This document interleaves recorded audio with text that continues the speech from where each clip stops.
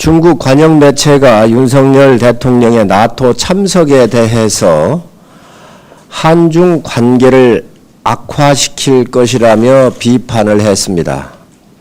중국 정부의 공식 입장은 아니지만 중국 입장을 관영 매체가 연일 비판 입장을 내놓은 것은 우려를 표시하지 않을 수가 없습니다. 대한민국은 자유민주주의, 인권 등 인류 보편 가치를 공유하는 국가들과 글로벌 연대를 결정하고 집행할 수 있는 주권 국가입니다. 그런 취지에서 나토와 2006년부터 글로벌 파트너 교류를 해왔으며 이번 나토 참석은 대한민국의 국격에 맞도록 국제사회에서 주도적인 역할을 할 것이며 글로벌 중추 국가로 발돋움하도록 국제사회에서 연대하겠다는 의미입니다. 대한민국은 자유, 평화, 번영이라고 하는 3대 축에 부합하는 모든 국가와 연대하고 협력할 것이며 국제적 규범과 규칙을 준수하는 나라라면 어떠한 국가와도 인류의 보편적 가치를 함께하며 번영에 참여할 것입니다. 국민의힘은 윤석열 대통령의 성공적인 나토 정상회담의 결과를 적극 지지하며 뒷받침할 것입니다.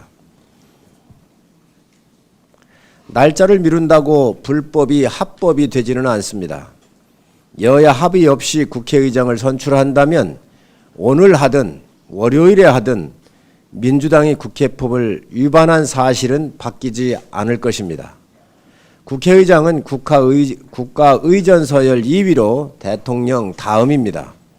국민이 뽑은 국회의원들이 선출하는 또 다른 국민의 대표이자 특정 정당의 대표가 아니라 국민의 대표이기에 국회의장은 당적도 없는 무소속으로 가도록 되어 있습니다. 민주당은 대의민주주의 상징인 국회의장을 한낱 당리당략을 위해 거수기로 전락시키려 하고 있습니다. 여야 합의 없이 민주당 마음대로 뽑아 특정 정파의 수장으로 만들려 하고 있습니다. 헌정사상 유례없는 일입니다. 민주당이 얼마나 절차적 민주주의에 둔감한지는 이미 수차례 입법 폭주를 통해 국민들이 잘 알고 있습니다. 민주당은 치욕의 역사를 헌정사에 남기지 않기를 바랍니다. 이는 곧 국민에 대한 도전입니다. 2008년 김영호 국회의장의 선례를 참고하시기 바랍니다. 민주당 부끄럽지도 않습니까? 김진표 국회의장 후보자에게 간곡히 말씀을 드립니다.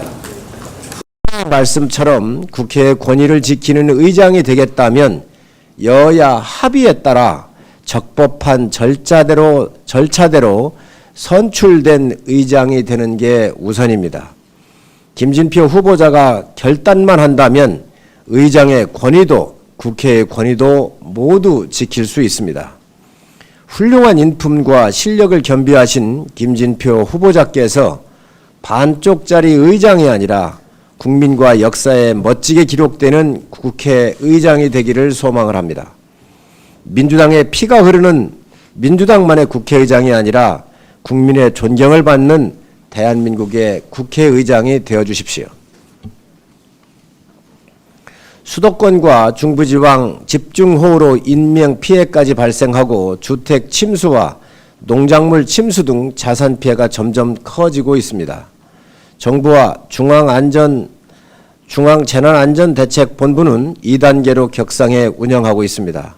행안부뿐만 아니라 산업부, 교육부, 농식품부, 소방청, 산림청 등 유관 부처가 적극 대응하고 있고 지역재난안전본부에서도 비상근무를 하는 등 국민 피해 최소화를 위해 최선을 다하고 있음을 잘 알고 있습니다. 하지만 큰 피해가 계속될 것으로 예고되고 있는 만큼 실시간 상황 점검과 대피 안내를 통해서 피해를 최소화할 수 있도록 힘써 주시기 바랍니다. 또한 신속한 응급복구 지원으로 피해를 입은 국민들을 최대한 보호하는 데 최선을 다해 주십시오. 우리 정부의 사전 통보도 없이 북한이 임진강 환강댐을 방류한 것이 사실이라면 참으로 유감입니다. 국방부와 환경부 등은 접경지역 국민들의 안전과 피해 방지를 위해 보다 철저히 대비해 주시기 바랍니다. 국민의힘은 정의용 중앙대책위원장을 중심으로 호우 상황을 점검해 오고 있습니다. 금일 정의용 위원장은 피해지를 방문하여 국민 피해가 얼마나 되는지 종합적으로 살필 예정이며 정부와 긴밀하게 협의하여 국민 피해가 최소화되도록 노력을 하겠습니다. 피해 입으신 국민 여러분께 위로의 말씀을 드리며 힘내시기 바랍니다. 김태년 민주당 경제위기 대응 특위위원장이 진보가 경제에 무능하다는 말은 날조된 것이라고 말을 했습니다. 정권의 무능은 누가 날조하는 것이 아니라 국민이 평가하고 시장이 답을 하는 것입니다. 문재인 정권에서의 부동산과 에너지 정책 등 수많은 정책이 실패를 했고 이에 국민은 고통을 받고 있습니다. 국민은 민주당을 심판했고 그것이 곧 무능입니다. 반성하고 책임져야 할 사람들이 날조 조작된 것이라며 뒤집어 씌우기에만 유능함을 보이고 있습니다. 정말 뒤집어 씌우기엔 탁월합니다. 월세로 내몰린 국민들, 치솟는 전셋값에 발 동동 구르는 국민들, 원성을 아예 외면하자는 것입니까? 탈원전 전기료 폭탄, 소득주도 성장 실패 등 국민의 수많은 고통은 누구의 작품입니까? 국민의힘의 반대를 그리 무시하고 밀어붙인 정책들이 유능하다고 자랑할 수 있습니까? 지금이라도 경제 위기 대응을 위해 특위를 운영한다면 국민께서 겪고 계신 고통에 대해 사과가 먼저입니다. 경제 위기 대응을 위해 만든 특위라면 정치 공세를 할 것이 아니라 그토록 자랑하는 위기 대응 능력을 발휘하여 위기 극복을 하고 있는 정부에 힘을 보태주시고 협력해 주시기 바랍니다. 오늘 10시에 그 민주당 해수부 공무원 피격 사건 TF가 국방부 합참을 방문한다고 합니다.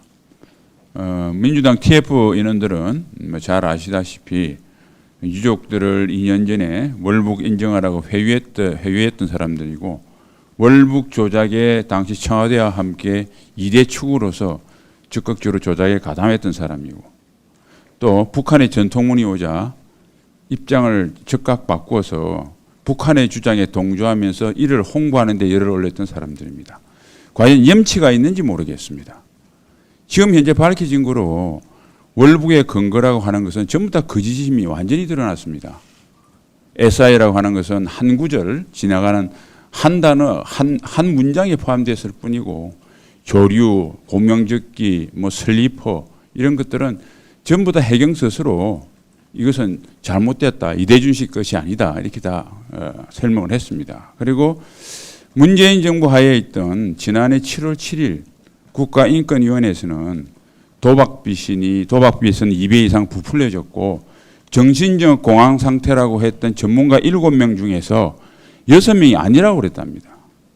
정신적 공황 상태일 가능성이 있다고 한 1명도 바로 입장을 바꿔서 아니라고 했습니다. 도대체 무슨 근거로 월북을 아직까지 주장하는 겁니까? 오늘 국방부 합참에 가서 유족에게 했던 것처럼 업소해서 월북을 좀 인정해달라고 국방부 합참에게 회유하러 간 겁니까? 아니면 협박하러 간 겁니까? 민주당 TF는 이제 정신 좀 차리십시오. 진실이 드러나고 있는데 거짓을 붙잡고 계속 헤매이다가는 그 거짓과 함께 민주당은 역사의 조롱거리가 될 것입니다. 이상입니다. 앞서 여러분이 말씀하셨지만 그 7월 4일 그 민주당이 단독으로 국회 본회의를 열어서 국회의장단을 선출하겠다는 것은 명백한 국회법 위반이라는 사실을 다시 한번 말씀드리고자 합니다. 민주당은 바로 2년 전 21대 국회 개원 당시에도 180석이라는 거대 의석을 앞세워서 국회의장을 단독으로 선출하고 이어서 상임위 배정까지 합의 없이 강행한 바 있습니다. 이후 국민의힘이 불참한 채로 각 상임위를 일방적으로 진행했고 충분한 토론과 논의도 없이 재작년 2020년 7월에 임대차 3법까지 강행하는 입법 독재를 이어갔음을 국민들이 똑똑히 기억하실 것입니다.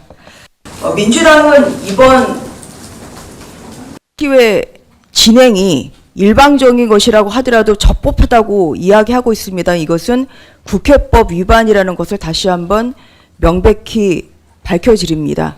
국회법에 따르면 본회의에 국회의장이 없을 때 본회의 개의 권한, 그리고 가장 중요한 안건, 이것은 면접 교섭단체의 합의로만 가능하다고 국회법에 그렇게 명시되어 있습니다.